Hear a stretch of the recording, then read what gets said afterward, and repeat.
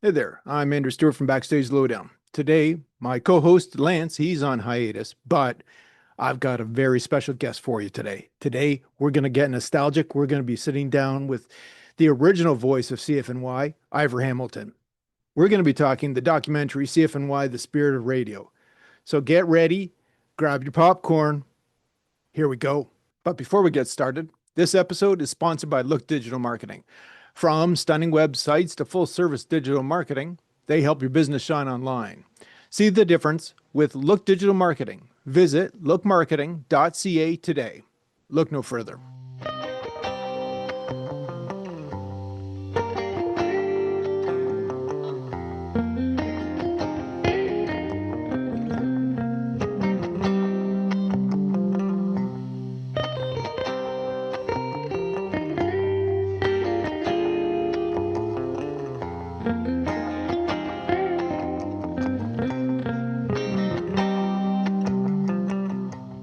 I appreciate you joining me today. Well, I have no problems. I love doing this to try and help promote our events. And I know you already, had a good conversation with Alan back at the end of January, so I took a good listen to that. But I was there earlier, so Yeah, I mean, you were really in the heart of that era that the film is actually about. yes, absolutely. So we're talking about CFNY, The Spirit of Radio. You're one of the co-producers on it, along with several others.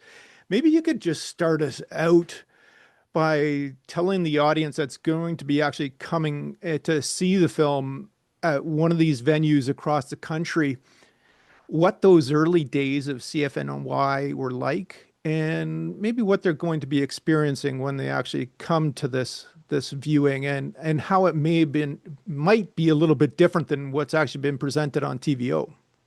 Well, for first of all, we've done a couple out of the gate. We were in Toronto at Ground Controller in February, and then we did.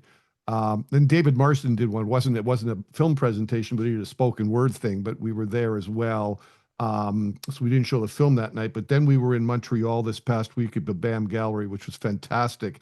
And then at the Biltmore out in Oshawa this past Saturday, and it was a great night. I mean, great experience for people. We had a wonderful time, and things are mixed up a little bit of the people that are out to the shows. Our show in Kitchener this Friday night will have myself, Liz Janik, and local DJ who was a CFNY DJ as well, David Doc Height, and I know Right. he's the local promoter. And we got Gary Stewart, who is very well known in the city, who booked Super Skate 7 and Binghamton Park, and I know stuff up at University of Waterloo as well over the years, and I knew Yeah. him well from those early roadshow days. Now the film itself, and what I found from going out to attending these shows regionally is I did ask people to put their hands up and go, how many people here have seen the TVO version? Just about everybody had seen it. I was like, okay. So, we sort of took in a lot of feedback once that TVO version came out. A lot of people just said we hadn't seen enough. We haven't got it. There wasn't enough in the original one. What happened to the Casbys? What happened? Where's Pete and Geets? And so there was all this feedback on things that weren't in it. Now there was a version that was floating around before, and the executive producers, that was myself, Alan Scott Turner, and two other folks that weren't known CFNY DJs, but both very well known in the film business, had all not really liked that version very much. Like we were like, this version, we actually didn't let it come out. We were just, we voiced our opinions to the film company Highball and said, Right. we we can't let this film come out the way it is. There was too many inaccuracies in the film, things that probably shouldn't have been in the film in the first place. There was a bit of confusion on the Spirit of Radio era as to when that was. It kind of went a little too far the other way. And so there was a whole bunch of things that we felt very strongly that we felt should have been changed. And Highball were fantastic. They said, "Okay, so tell us what you want changed, and we'll make those changes." And so we went through a lot of the scripts or of the interviews that were done, and there was about 60 to 70 interviews that were done over the course of a year for that film. So we just went to the ones that we thought, I don't understand why X person is not wasn't in the film, or this person I thought was really interesting in the film. Let's put some more of them into in there. So that's sort of this new 90-minute version is basically it's, I guess it's in a way not directed by us, but man, it had our input and approval to make it more accurate and giving the people what they really were asking for in there. So I think people will be pretty pleased with it. That's very cool that one Highball was even willing to consider making those changes that you and Matt Schichter brought to them, and could actually put together this movie the way that you felt that it should be seen, and I suppose give us a better recollection, a better history of what was really happening at that time, that really just couldn't be shown within that hour that went out on TVO originally. Well, I think the TVO stuff, like some of the very early day stuff, um, we just we couldn't come up with a lot of visual assets, right? I mean, there's great, I could sit there and tell you stories all day, and we can write books about it. And Mhm. there's that early '80s era.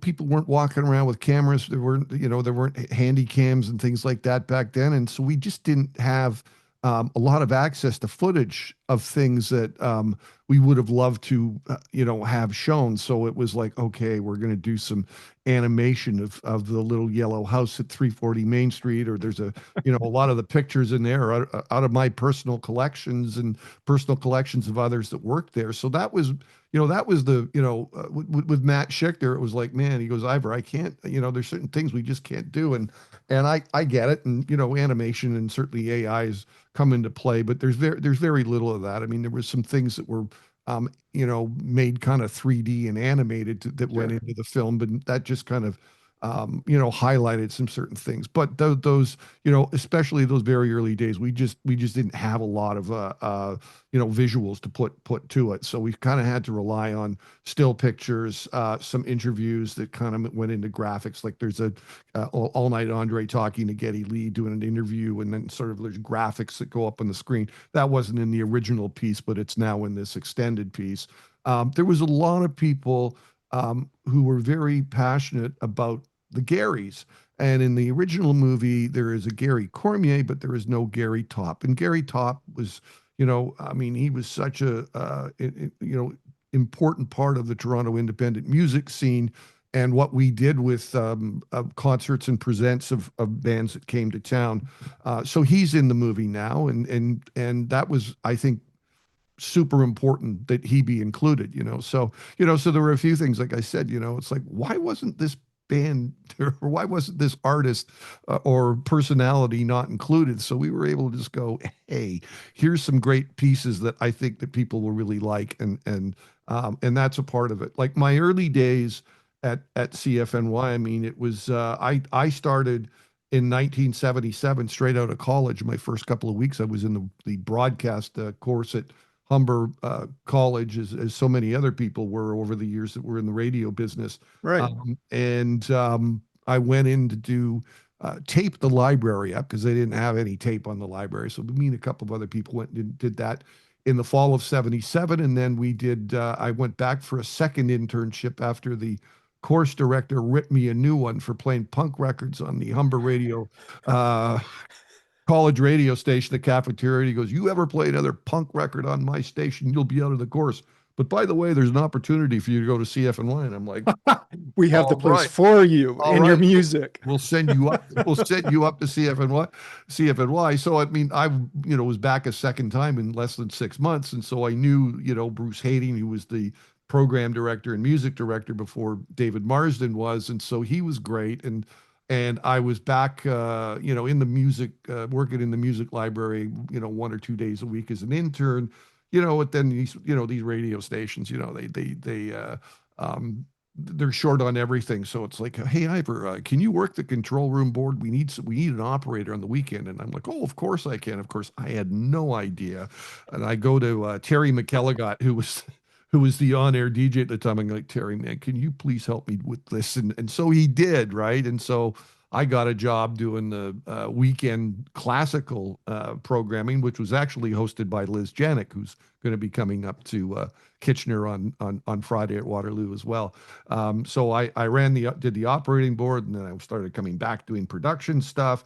And so I was like a guy in high fidelity. It was like I came to the radio station every day and hung out and just was working, and I was there practically 5 or 6 days a week. And they finally said after a year, well, we'll give you a job in the music department. And so I started in March of '79, and I don't know, about a month and a half later, the whole station went to shit when they went into receivership with the Allen brothers. So, my career started off at, I was on a huge salary of $7,000 a year to begin with, and was living large. And then we went into receiverships. Like, there's no money for anything. Wow.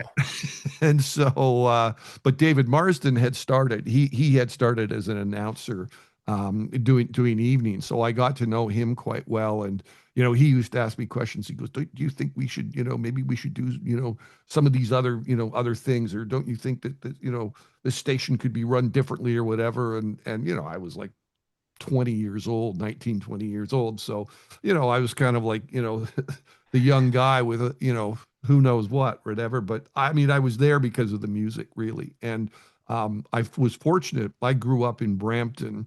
I went to school in Brampton and Bramalea, or Bramalea rather, which is very close to Brampton. And a bit of the misconception in the documentary was in this, oh, you could only hear it for 5 blocks or whatever. It's like you could hear it for, not, within Brampton anyway, right? So there was a Yeah. whole little clique of my friends that went to high school, and we'd always listen to Chum FM back in the day, and that was Yeah. it. That was the cool radio station. In '75, I moved to England. My mother was a school teacher at the school I went to, and so I didn't get away with much. We moved to England on an exchange program, and I was like, oh man, I didn't really want to do it, but whatever, I didn't have a choice. So No, it exactly. ended up that, of course, I got exposed to Radio Caroline, the pirate radio station out of the North Sea, and I listened to Radio Luxembourg, and I listened to John Peel, and the Saturday afternoon programming on the BBC. So, I mean, I just got blasted with music that nobody else got to hear for entire year. And then I come back to Brampton in 1976, and all my friends said, we don't listen to Chum FM anymore. They suck. But we listen to CFNY, right? And we had heard of CFNY a little bit prior to that when it was CHIC FM. And he said, we listen to CFNY. And the wonderful thing about CFNY when they were 850 watts or whatever it was, Yeah.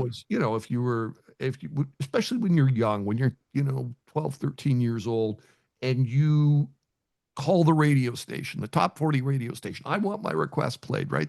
And of course, they never play your requests. If you're lucky if you ever got through, right? You never got through, right? Well, CFNY, I got through every time. And it They was picked up the phone. they picked up the phone, and All Night Andre played literally played every song I ever asked for. So do you think I was going to be hooked? I loved the place. We loved it. All my friends loved it. And so, for me, when I got my job at CFNY, I mean, it was a dream job for me. It was like, I couldn't believe it. I mean, everybody else in the radio business, they send you, your first job is off to, Northwest Territories or nowhere, Northern BC, a little country station or a news station or something like that. And here's me working at you know, the station that played the greatest music ever. And I was influencing it right away because Yeah.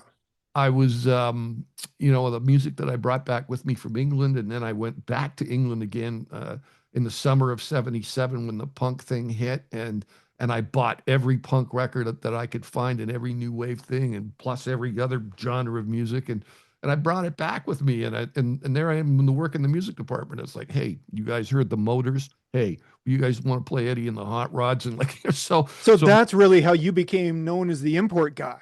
it was pretty quick, and when I started full time, so they had people that came in every once in a while. They'd invite the guys from Bomb Records, which was an import company at the time. They would invite them in, and Keith Elshaw, who was there, one of the early DJs, I remember him, he invited in Ben Hoffman, who was the guy who owned the Record Peddler. And Ben came in and they were having a great time, and they had the first Buzzcocks independent Spiral Scratch EP. I remember them, they had that on the air and a few other things. So I met Ben, and like the next thing I know, I'm going down to the Record Peddler all the time. And Bruce Hayding was doing the import show, but he was playing the same shit all over all the time, right? He didn't really get a lot of the new, he didn't have really a means to get a lot of the music. Mm. But I was living at home at the time. I wasn't paying any rent. I So spent you had my a little bit of spare cash to go down to the record peddler. I went to the Record Peddler and spent all my income on imports at the time. So they kind of went, well, Ivor's got a lot of imports he brings into the station, because I'd bring my records into the station and they would like, well, can we tape it so we can play it or whatever. So um and then once David came in, he was fantastic about that whole situation. I mean, he really wanted us to be a station who played music first. It drove him crazy if we got beat by any competition. It was a very big part of it. So I had an unlimited budget for music, which, Wow. like, seriously, Things changed and it changed awful quick, it sounds. yeah, like that. He was like, whatever. I mean, I would have all the music papers from the UK, and I had Music Week, which was like, kind of like the industry trade magazine. They'd save it for me, and they only brought it in for one or two other people because it was an Yeah. industry thing. But it was the Bible, because it had a listing of everything that was coming in the next couple of months over there, and I would just look at it and go, get this, and this, and then I would go down to the store and spend the afternoon in there, and I would go when the records came right in, and I would have them back, and if something was like big or something that I just went and go, oh, we got to play this. It's like it was on the air.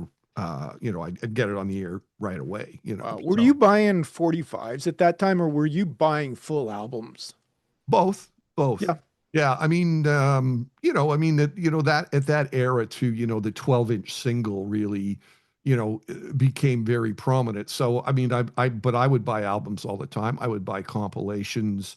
It didn't really matter to me. I mean, if there was a new album by somebody, or a 12-inch or a 7-inch. I mean, I've amassed a massive 7-inch collection to this day that extends from that era, right? And I know a Right. lot of people who did the same, right? Who they'd hear things on, I mean, it's a wonderful thing about this documentary that, I'm meeting people now that they said, you changed my life. The music that you guys played on the station changed my life and my musical taste or whatever. I mean, there was a guy in Montreal Yeah. last week who was working on a musicology PhD at the university up there, and but his specialty was prog music.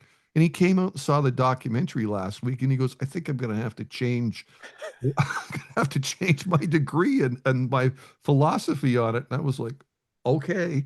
And there was four young women who came out. They weren't any more than 20 years old, and Ralph Alfonso, who ran um, the show up there in Montreal for us.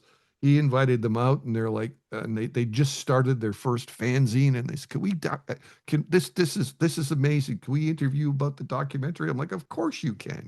So it really made me happy that we've got people still feeling how influential the radio station is. Even though they're being turned on to what it was now, and from what we were doing 45 years ago is just phenomenal. I mean, I had a 35-year career at two record labels after I left CFNY, And this is so much more important to people than my time at the labels. Although I did some pretty cool things when I was working. I worked at Polygram and then spent Yeah. years at Universal Music, and had a wonderful time because I ended up working with many of the bands that I grew up with and loved back in the day. So I kind of was able to, bring some of that back to CFNY in the later years after, into the 90s and the 2000s. Hmm. Did you find that it made it easier coming from radio once you went over to Polygram when you started working with the various artists? The fact that you already had a relationship with the music and with the artists? In some instances it was, but it was a huge learning curve. There is so much more when you go into the business side of things, and not that CFNY wasn't a business, it was, but it was a different business. You were, Yeah. responsible for very different things. I mean, At I that point, you're a bit of a tastemaker. yeah, You're kind of leading everybody kind of through this journey of music that you're presenting, and as the expert for us. yeah. But now it's Well, different. It's now the promotion side. It's the marketing side it that was, you're at a label and they have lots of product, and it's not like, they would give you a list of, when I started out being a promo guy, so yeah, they would say, these are our priorities. These are the records that want to get on the radio at the time. We're talking, 1989 onwards. And so these are the things we want to get on the radio. These are the things we want publicity coverage of, that sort of thing. And these are the things that we need to do things at retail with. And so that's, I had to really, bite the bullet on things because I was out there working on records from bands that I really, really um, initially despised when I was at CFNY. But next thing I know, it's like I'm working at Polygram. I had to eat.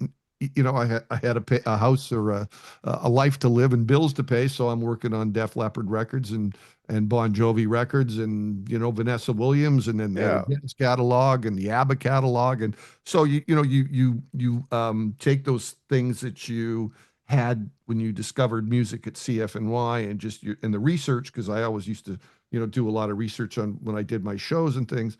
And you apply a lot of that to when you're working with these bands and imparting your knowledge on going back, especially when I was going to radio stations to work them on records and things like that. And here's the reasons why. And the great joy to me, I guess, after the fact was that, in certain instances, there were a few, occasionally there was pet projects that I would have that I had some really good success with getting it on other radio stations other than CFNY. And it was great, certainly, to go back and get records on CFNY. I love that. yeah, But it was great when I go, yeah, I got like the Beautiful South, for example, when they were, formerly the House Martins going in Beautiful South. And they had their very first single. And I had it on just about every radio station in Ontario. And that was the only and it wasn't anywhere else in the country. It was just my sort of territory, and I took that one under my wing and really decided that we should work with that. So there was some great joys with that, and then later on in my career, I spent a lot of time working with the Tragically Hip, and that was like mhm, especially on the reissues that they did. So I had an incredible amount of input into what went into those, and worked very closely with the band. Same with Sam Roberts and the Matthew Good band, and early in the '90s, I worked with Boot Sauce, which I know a lot of people don't really care for anymore, but that's okay. It's people can like what they like, yeah, but I when Sarah Harmer was another one too, and it was also very gratifying when you take a project from scratch and have it become very, very successful. It was like I had the Matthew Good's Beautiful Midnight album, and it came out shortly after the merger between Polygram and Universal Music, right, and the SoundScan era had just started in Canada. And I remember the chairman getting up, and he had some early intel on what was going to happen that week, and he goes, "I'm so proud to say that Matthew Good's going to come in at number one in Canada." and it it did. This Beautiful Midnight came at number one, and it was ahead of Limp Bizkit, it was ahead of Britney Spears, it was ahead of like whatever all at the time. So things like that made it worth my while. Yeah. But at the same time, I always still prided myself in um, being connected to the music of um, the philosophy of what we did at CFNY, and I was always a collector after that. I still bought alternative records. I still supported, all of these bands, and you know, on the side up until the documentary, I always sort of had something that was related to alternative music. So I Hmm. worked for David Marsden when he did his Iceberg network in the online early in the 2000s, and I've been doing a radio show on the NY the Spirit since 2014, which kind of operates like CFNY would have never changed. And so we've always been free form. And in the last year, I've been on the Bridge out of Buffalo, Yeah. PBS affiliate, and the guy who runs it grew up listening to CFNY, and so and had a great career in the U.S. Working for a VH1 and MTV, and then he comes back. He goes, "We need a station kind of like CFNY in Buffalo," and so the Bridge they call it college radio for adults, and we play what we want. So I'm like, okay, sounds I like I love can do it. that one too, right? So Yeah, no, for sure. So that early catchphrase, the spirit of radio, which is yes, essentially the name of this documentary. Like back then, was it just a catchphrase for you, or did it mean something even at those early days, or was it more so when you've had some time to reflect on your time there, and that that it that it really cemented that era. I think it did. I mean, it was. I mean, I think the thing with it was that we were, you know, we were very unique, and um, we had the freedom to do what we wanted to do. I mean, if you ever listen to that 102.1 band song, and they also on that song is like, shove the Billboard charts in the back seat. I mean, we didn't even have any charts, at the time, and I've done a bunch of guest spots on the, today the Edge has a time machine program, which is kind of fun. It's like they look back on certain eras, certain weeks and certain years, and so they started doing 80s ones this past year. So I got asked to be a guest on it, and so the fellow who does the show is a great guy, Dusty Lawless, and he called me and he asked about. He goes, "So Ivor, we're gonna feature songs from September of 1982 that were on the CFNY chart at that time." And I said, "Well, Dusty, that's all good in theory, but we didn't have any charts back then. We weren't following any.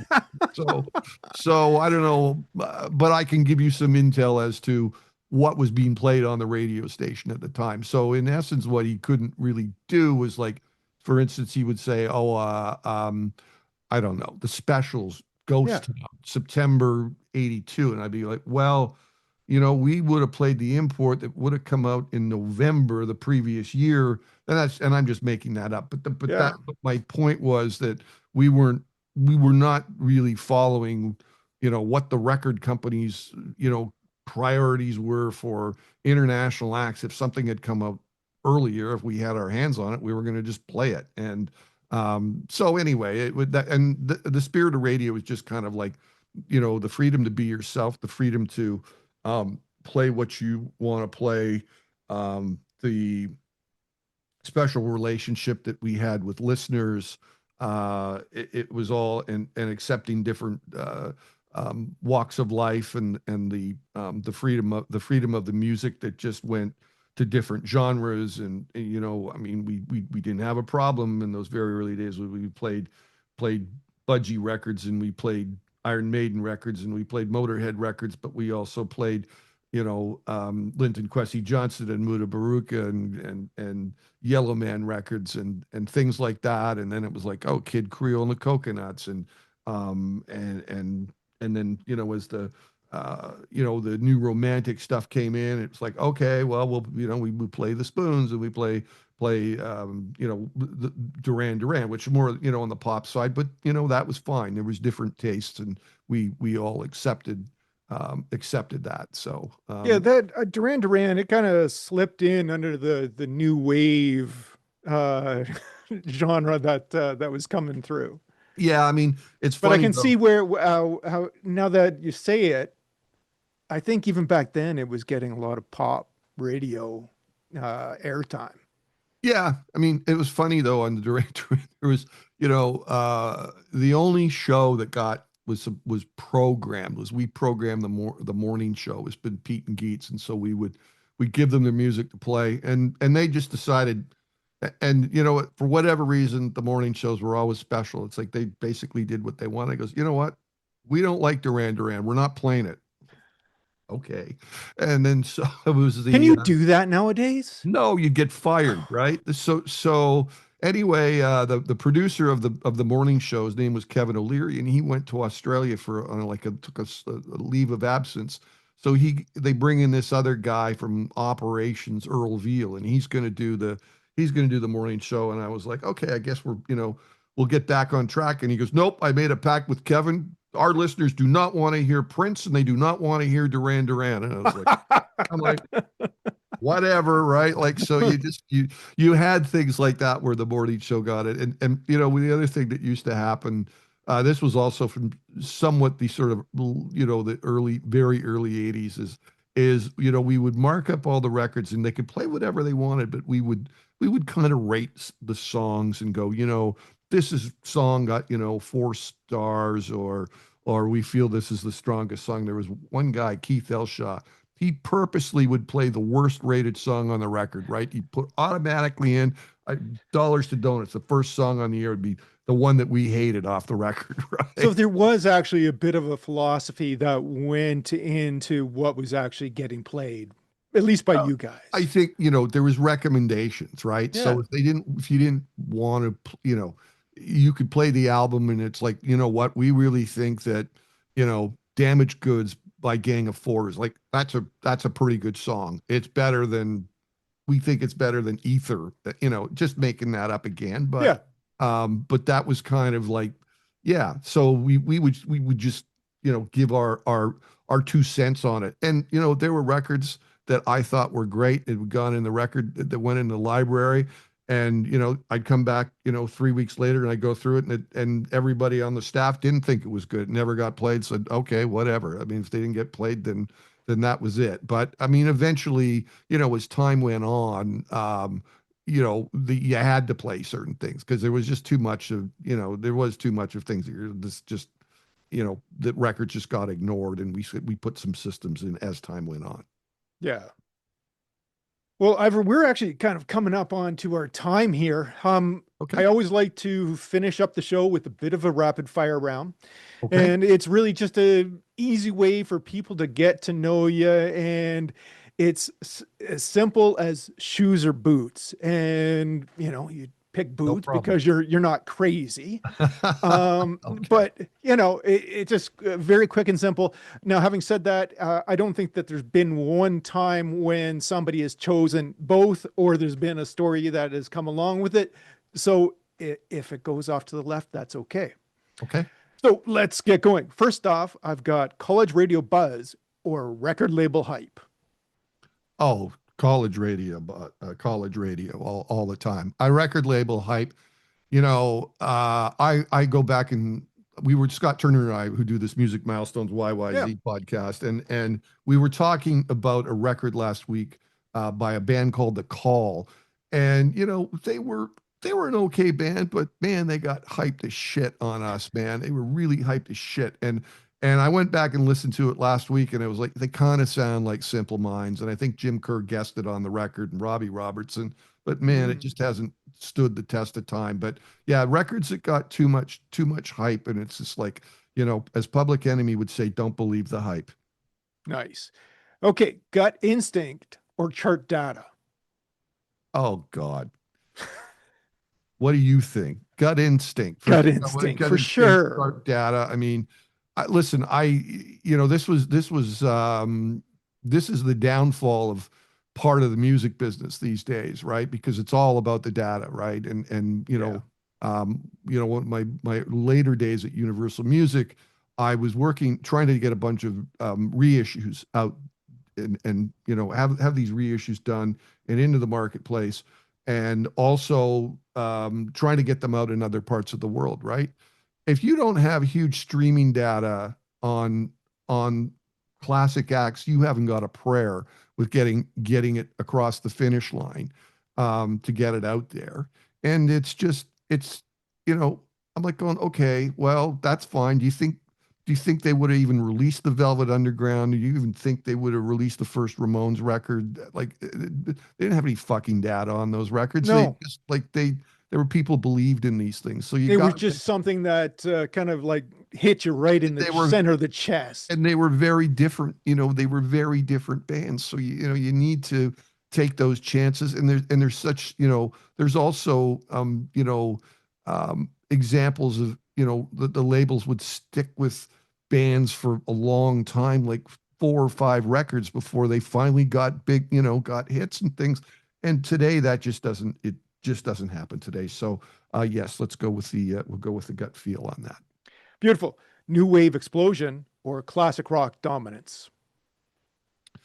Well, I mean, I like my classic rock. I will say I do like a lot of classic rock, but my classic rock is a lot different than a lot of other people's classic rock, right? So, It's funny now when you're listening to classic rock and what is actually coming across on those stations. It's kind of like I was listening to this on CFNY like some 35 well, years they ago. they they when Q107 was and CFNY went under the same roof, they moved a ton of the older music from CFNY over to Q107. So once in a blue moon, you'd hear a Depeche Mode track or a Blue Moon or a New Order track on Q107. But the guitar bands like the Cult and the REM stuff all kind of moved over to Q107. So anyway, my classic rock is what I have in my, the bands that I like aren't really the ones that you hear on the radio, because classic rock ones, honest to God, I have a large list of songs I never need to hear again because classic rock killed them. So new wave explosion is where I would go. Yes. Right. Now this kind of takes us back to the second one, but artist development or instant hit. Um, hmm. Well, this is a little bit of both, because artist development is so key in building a career and where you can get an artist to.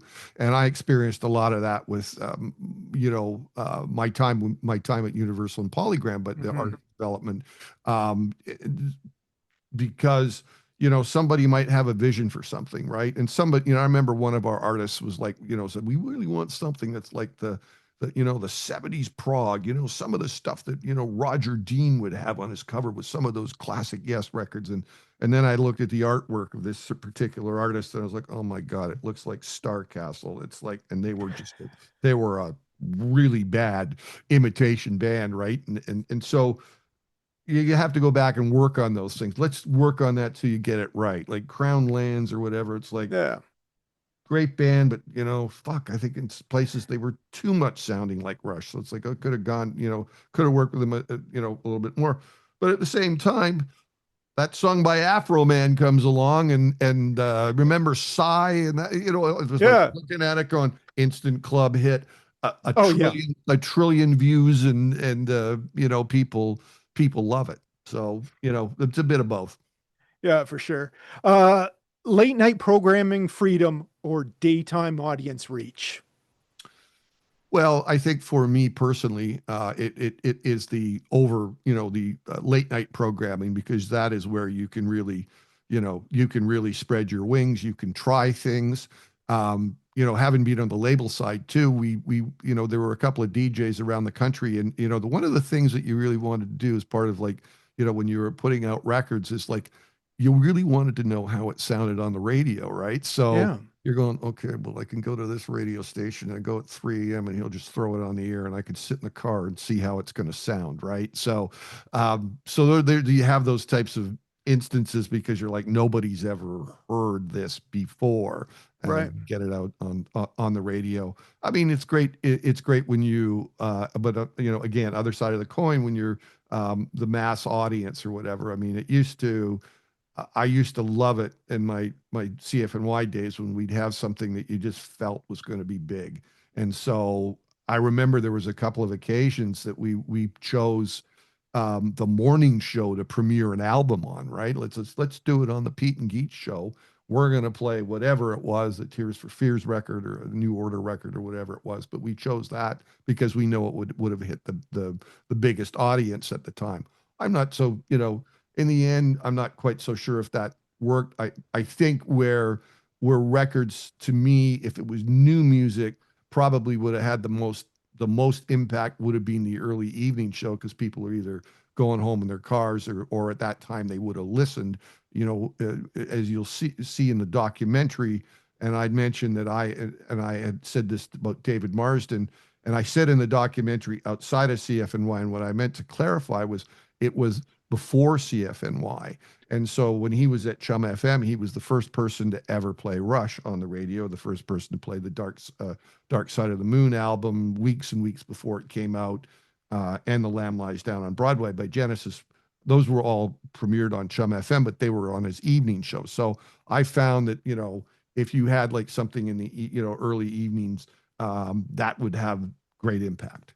Oh, awesome.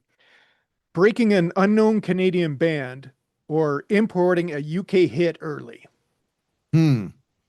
Well, I kind of covered that on how great it was to, you know, break a Canadian band, and you could say, Yeah. you know what, you say, these are this band is ours. You know, we discovered them or whatever, and you know, again, I refer to the documentary, and I'd make it clearer as that CFNY played Teenage Head 2 years before any other commercial radio station, because we had their demo tapes and we're playing them on the air. We hadn't before anybody else.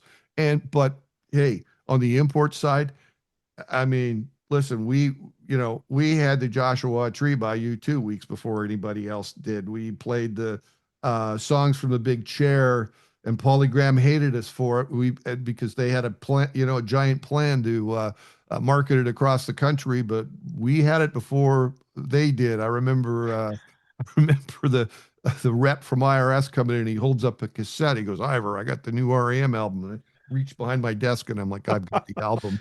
And so you know, playing these hard to find records, or something that was highly anticipated, playing them early, yeah, brought great pleasure, and people knew CFNY for that. You know, you knew you were gonna hear it first, but you knew you were gonna hear um, a wide variety of things on that record. You'd hear, you know, 5 songs or 6 songs, or certain instances you'd hear the whole album of something brand new, and you could really be satisfied. It's like, wow, that Kate Bush record is phenomenal, or that Simple Minds record is phenomenal, or the Love and Rockets or Bauhaus or whatever it was.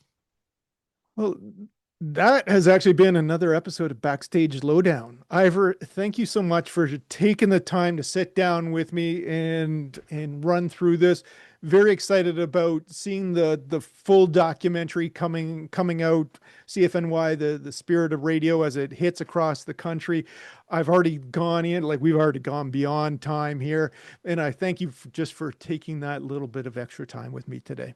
It's my pleasure. We'll see everybody in Waterloo, and all the merch will be there with us. If you guys want to get into it, we're bringing it with us, and then we're in Hamilton, and that's going to be fantastic. And then we're heading out to Vancouver and working on some other stuff as well. Beautiful. Thanks so much. Take care, Ivor. Thanks so much. All the best. Cheers. Bye. Bye.